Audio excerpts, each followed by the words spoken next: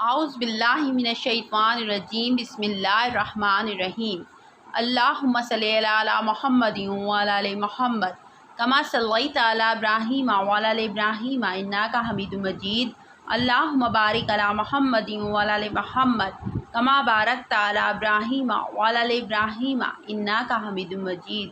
السلام علیکم میرے معزز سامعین، میری پیاری بہنوں، میرے پیارے بھائیوں، امید ہے کہ آپ خیریت سے ہوگے۔ اگر بے حساب دولت چاہتے ہو تو اللہ کے دو نام یا لطیف یا ودود اور قل هو اللہ احد 33 مرتبہ پڑھ لو، پھر لاکھوں نہیں بلکہ کروڑوں ملیں گے انشاءاللہ۔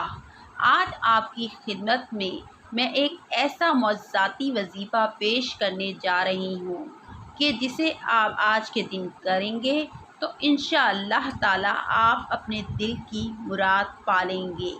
اور یقین کریں یہ وظیفہ اتنا آسان ہے کہ اسے کوئی بھی شخص بآسانی کر سکتا ہے، کیونکہ یہ سورۃ اخلاص کا وظیفہ ہے۔ سورۃ اخلاص ایک ایسی سورت ہے جو کہ ہر ایک مسلمان بہن بھائی کو زبانی یاد ہوتی ہے۔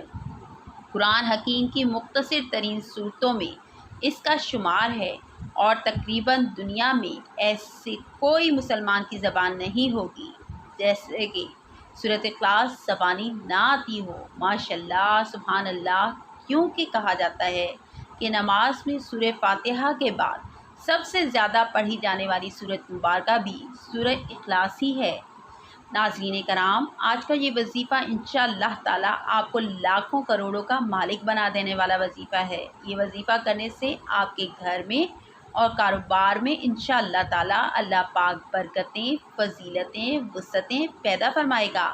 آپ لوگ اپنی کسی بھی مشکل کے لیے، کسی بھی حاجت کے لیے اس وظیفے کو دل کے ساتھ کریں۔ جتنی دل کی گہرائیوں سے آپ اس وظیفے کو کریں گے انشاءاللہ آپ کی تمام مرادیں پوری ہوں گی۔ آپ لوگ اپنی کسی بھی مشکل کے لیے، حاجت کے لیے، کسی پریشانی کے لیے اللہ بزرگ و برتر کے دو نام اور سورہ اخلاص 33 مرتبہ پڑھ کر تو دیکھیں، تو انشاءاللہ تعالی دولت ہی دولت ہوگی۔ مختلف احادیث مبارکہ کا مطالعہ کرنے سے پتہ چلتا ہے کہ بظاہر چھوٹی چھوٹی نیکیوں پر بڑے بڑے اجر و ثواب کی بشارتیں ہیں، اور اسی طرح کچھ اعمال ایسے بھی ہیں کہ بظاہر تو دیکھنے میں بہت بڑے بڑے لگتے ہیں، مگر اللہ تعالیٰ کے ہاں قبول و منظور نہیں ہوتے، کیونکہ وہ سب اعمال دنیا کو دکھانے کے لیے ہی کیے ہوتے ہیں۔ اکثر لوگ کوئی نیکی کا کام کرتے ہیں لیکن سوچتے ہیں کہ لوگ مجھے بھی نیک کہیں، لیکن اس کے برعکس کئی ایسے اعمال بھی بتلائے گئے ہیں کہ جن کا بہت زیادہ اجر و ثواب تو ہے ہی، اس کے ساتھ ہی رزق میں وسعت، برکت، کشادگی اور اللہ کی خوشنودی بھی ملتی ہے۔ ناظرین، سورۃ اخلاص کو ایک بہت بڑا درجہ حاصل ہے۔ آج آپ کو ایک ایسا خاص وظیفہ بتاؤں گی کہ آج کے دن کسی بھی نماز کے بعد اگر آپ سورہ اخلاص ہمارے بتائے ہوئے اس طریقے سے پڑھ لیتے ہیں تو یقین کریں آپ بس اگلے دن کا سورج نکلنے کا انتظار کریں، پھر انشاءاللہ تعالی جو بھی آپ کی بڑی سے بڑی مراد ہوگی، دل کی خواہش ہوگی، اللہ رب العزت آپ کی ہر مراد کو، ہر خواہش کو اپنے فضل و کرم سے پورا فرما دے گا۔ اگر کسی وجہ سے یا کسی سبب سے آپ کی وہ حاجت پوری نہ ہو سکی تو کم از کم اس حاجت کے لیے اسباب آنا شروع ہو جائیں گے۔ اس صورت کی برکت سے، فضل اللہ رب العزت کے، آپ ہر طرح کی کامیابی سے مستفید ہوں گے۔ مسند احمد کی ایک روایت میں ہے کہ رسول اللہ صلی اللہ علیہ وآلہ وسلم فرماتے ہیں، جو شخص اس پوری سورت کو 10 مرتبہ پڑھ لے گا، اللہ تعالیٰ اس کے لیے جنت میں ایک محل تعمیر کرے گا۔ اس پر حضرت عمر رضی اللہ تعالیٰ عنہ نے کہا، یا رسول اللہ صلی اللہ علیہ وآلہ وسلم، پھر تو ہم بہت سے محل بنوا لیں گے۔ آپ صلی اللہ علیہ وسلم نے فرمایا، اللہ اس سے بھی زیادہ اور اس سے بھی اچھے محلات دینے والا ہے۔ نیز مسند احمد میں ہے کہ رسول اللہ صلی اللہ علیہ وآلہ وسلم کا ارشاد ہے، جو شخص اس سورت کو 10 مرتبہ پڑھ لے گا تو اللہ تعالیٰ اس کے لیے اس جنت میں ایک محل تعمیر کرے گا۔ ابو الیعلیٰ کی ایک حدیث میں ہے کہ جو شخص اس سورت کو 50 مرتبہ پڑھ لے تو اس کے 50 سال کے گناہ معاف ہو جاتے ہیں۔ حضرت ابو سعید خدری رضی اللہ تعالیٰ عنہ کی روایت میں سورہ اخلاص کو آدھے یا 1/3 قرآن کے برابر قرار دیا گیا ہے۔ حضرت ابو दर्दा रज़ी अल्लाह ताला अन्हो की रिवायत में है कि रसूल अल्लाह सल्लल्लाहु अलैहि वसल्लम ने फरमाया, क्या तुम इससे आजिज़ हो कि हर दिन तहाई कुरान शरीफ पढ़ लिया करो? लोगों ने कहा, हज़ूर सल्लल्लाहु अलैहि वसल्लम, हम इससे बहुत आजिज़ और बहुत ज़ईफ़ हैं। आप सल्लल्लाहु अलैहि वसल्लम ने फरमाया, सुनो, अल्लाह ताला ने कुरान के 3 हिस्से किए हैं। कुल हुवल्लाहु अहद तीसरा हिस्सा है। एक और रिवायत में है कि नबी पाक सल्लल्लाहु अलैहि वसल्लम ने अपने सहाबा कराम रज़ी अल्लाह ताला अन्हु से इरशाद फरमाया, क्या तुम में से भी इस बात से आजिज़ है कि वो रात को 1/3 कुरान पढ़ लिया करे? सहाबा कराम रज़ी अल्लाह ताला अन्हु को ये बात बड़ी मुश्किल लगी। उन्होंने अर्ज़ किया, या रसूलल्लाह सल्लल्लाहु अलैहि वसल्लम, हम में से कौन इसकी ताकत रख सकता है? आप सल्लल्लाहु अलैहि वसल्लम ने फरमाया, कुल हुवल्लाहु अहद तहाई कुरान के बराबर है।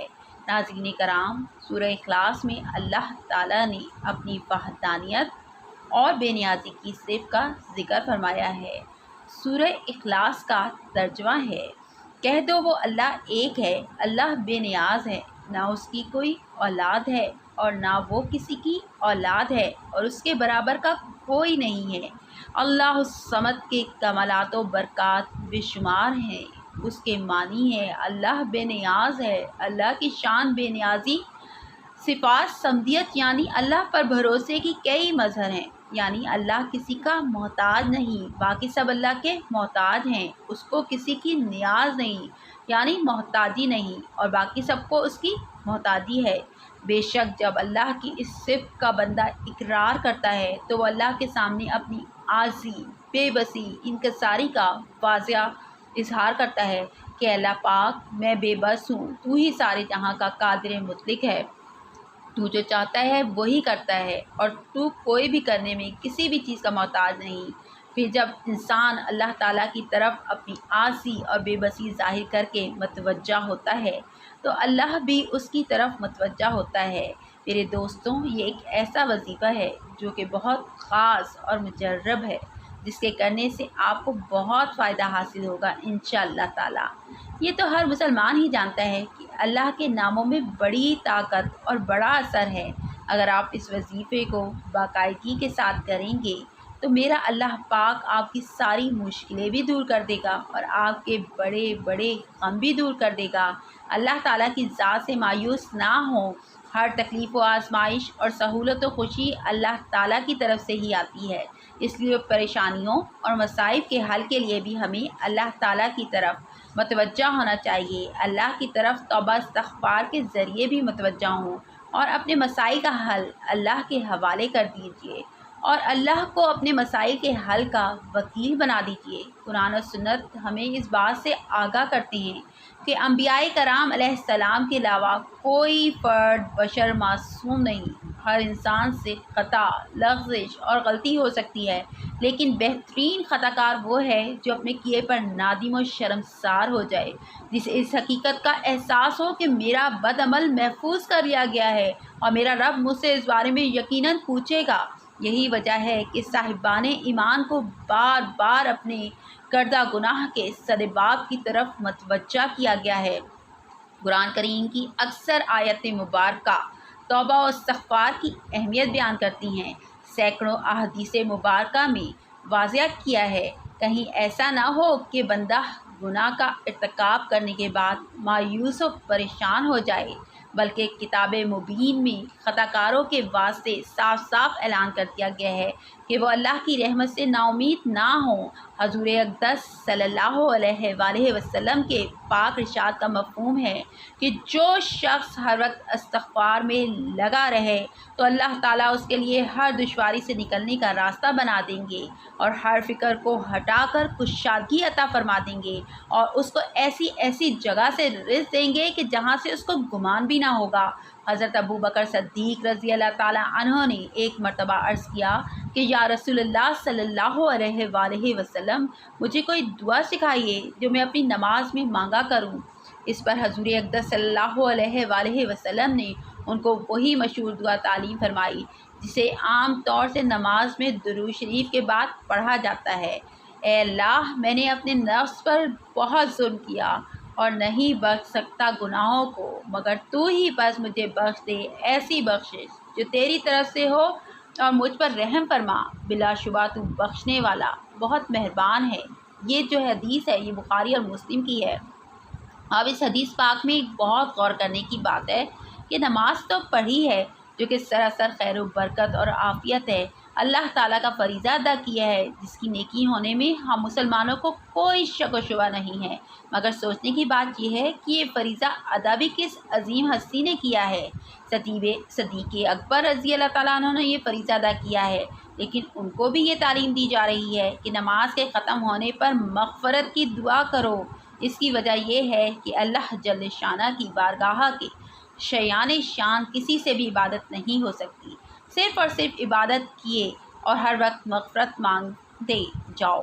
گناہ ہو جانے پر تو سبھی توبہ استغفار اور ندامت کا اظہار کرتے ہیں، لیکن مخلصین، کاملین اور نیکوکار بندے نیکی کر کے بھی استغفار کرتے رہتے ہیں، اور یہ طرز زندگی ان کو جو ہے وہ ملتا ہے اس طریقے کو اپنانے سے، جس کو اپنا کر جو ہے وہ استغفار کرتے ہیں تو اپنی زندگی کو حضور صلی اللہ علیہ وسلم کی بتائے ہوئے طریقے پر چلاتے ہیں، جو کہ ساری مخلوق سے افضل ہیں، اللہ تعالیٰ کے سب سے زیادہ مقرب بندے ہیں۔ اللہ تعالیٰ نے آپ صلی اللہ علیہ وسلم کو وہ کچھ عطا فرمایا جو کسی کو نہیں دیا۔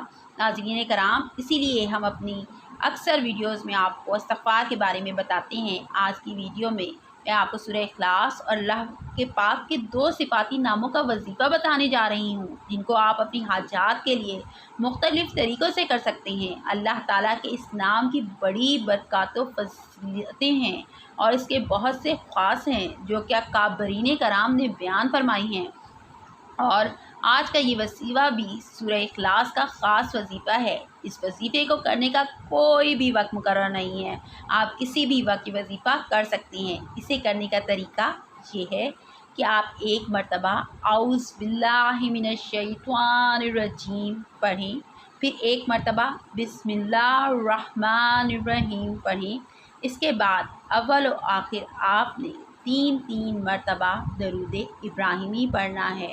درود ابراہیمی وہی درود ہے جو کہ ہر نماز میں پڑھا جانے والا درود ہے۔ سورہ اخلاص پڑھنے کے بعد آپ نے 100 دانوں کی ایک تسبیح پر اللہ تعالیٰ کے 2 نام یا لطیف یا ودود، یا لطیف یا ودود، یا لطیف یا ودود پڑھنا ہے۔ اس کے بعد آپ نے جو ہے 100 مرتبہ استغفر اللہ پڑھنا ہے، اور آپ نے جو ہے وہ سورہ اخلاص 33 مرتبہ پڑھنی ہے، یعنی کہ پہلے آپ نے 33 مرتبہ سورہ اخلاص پڑھنی ہے۔ 33 مرتبہ سورہ اخلاص پڑھنے کے بعد آپ نے جو ہے 100 دانوں کی تسبیح پر اللہ تعالیٰ کے 2 نام یا لطیف یا ودود، یا لطیف یا ودود پڑھنے ہیں، اور اس کے بعد 100 مرتبہ آپ نے استغفر اللہ استغفر اللہ استغفر اللہ پڑھنے ہیں۔ دنیا کی ہر مشکل کا، ہر پریشانی کا اس وظیفے میں حل موجود ہے، لیکن وظیفے کے ساتھ ساتھ 5 وقت کی نماز بھی مکمل ادا کریں اور مسئلے کے حل کی مکمل جستجو بھی کریں۔ یہ وظیفہ رزق کے لیے بڑا ہی انمول وظیفہ ہے۔ استغفار کرنے سے رزق کی کشادگی ہوتی ہے اور بند تالے کھل جاتی ہیں، پھر سب تنگیاں دور ہو جاتی ہیں، گناہ آسمان تک بھی پہنچ جائیں تو مغفرت طلب کرنے پر معافی مل جاتی ہے۔ ایک اللہ والے فرماتے ہیں کہ اپنی ہر عبادت میں استغفار سے آغاز کریں درود پاک کے بعد، تاکہ ہم پہلے ہی اپنی ٹوٹی پھوٹی عبادت پر شرمندگی کا اظہار کر لیں اور وہ اس عمل سے راضی ہو کر ہمارا عمل قبول فرمائے۔ ہمیں استغفار کی بہت ضرورت ہے۔ جب نبی کریم صلی اللہ علیہ وآلہ وسلم ہر روز استغفار کی کثرت فرماتے تھے تو ہمیں تو اس میں بالکل بھی کوتاہی نہیں کرنی چاہیے۔ ناظرین کرام، اپنے دعاؤں میں تمام دنیا کے مسلمانوں کو بھی شامل کیا کریں۔ آخر میں دعا ہے کہ اللہ پاک ہمارے اس وظیفے میں کی گئی کسی بھی قسم کی کوئی بھی کمی کوتاہی کو اپنے پیارے حبیب حضرت محمد مصطفیٰ صلی اللہ علیہ وآلہ وسلم کے صدقے معاف فرمائے، ہمیں عذاب قبر اور عذاب حشر کی سختیوں سے محفوظ فرمائے، ہمیں پکا مسلمان بنائے، ہمیں 5 وقت کی نماز با جماعت ادا کرنے کی توفیق عطا فرمائے، ہمیں دنیا اور آخرت دونوں جہانوں میں بھلائی عطا فرمائے، آمین۔ اللہ تعالیٰ آپ سب کا حامی و ناصر ہو۔ اللہ حافظ۔ اس کے ساتھ ہی مجھے اجازت دیجیے اور میرے چینل کو لائک کرنا اور سبسکرائب کرنا مت بھولیے۔